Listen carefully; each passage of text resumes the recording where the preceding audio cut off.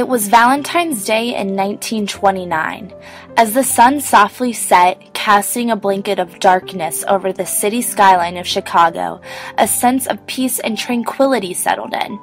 It was the Roaring Twenties, an era of merriment and rebellion, and couples both young and old were celebrating their love all across the city. However, in Lincoln Park, something was amiss. Countless gunshots rang out. 7 bodies dropped to the ground, blood rapidly flowing from their bullet wounds, one victim having 14. It was a calculated attack, not a random assault from one violent aggressor. It was the work of something or someone more influential and advanced. It was the work of Al Scarface Capone, the notorious boss of the Chicago Italian Mafia, asserting himself as the most powerful and dangerous mobster in America. The St. Valentine's Day Massacre is one of the most well-known days in the history of the American Mafia. Involving a clash between the Chicago Italian and Irish mafias, it publicly demonstrated the prevalence and reality of organized crime in everyday American society. But things like this only occurred in the past, right? People often believe that violent mafia underworld dealings have been largely stamped out today due to government and FBI surveillance and intervention.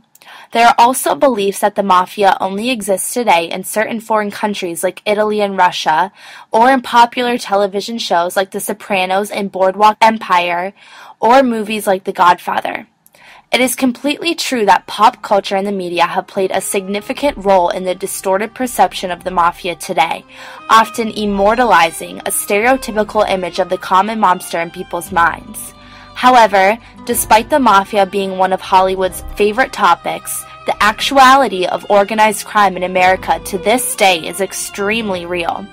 The fall of America's most famous mobster has only paved the way for the rise of other mafia powerhouses, the most notable today being the infamous 5 families.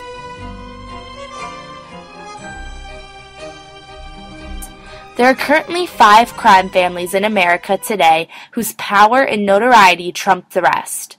Operating mainly out of New York, they are the Colombo, Gambino, Lucchese, Genovese, and Bonanno families.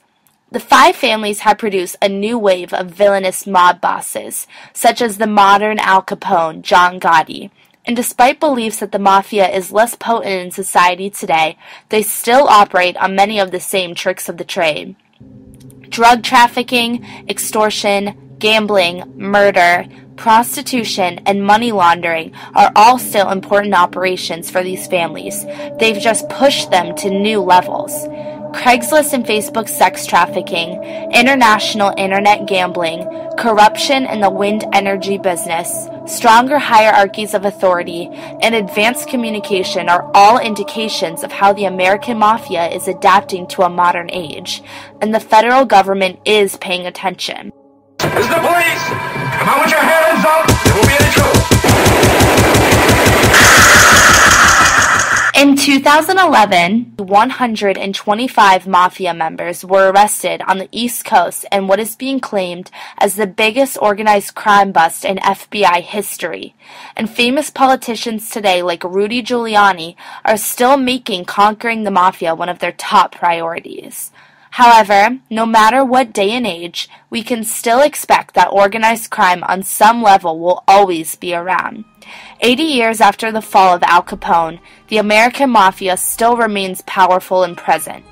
Although it has drastically developed with changing times, the basic foundations and driving forces of the mafia and organized crime families remain the same. The temptation of wealth, prestige, notoriety, camaraderie, tradition, and above all, power.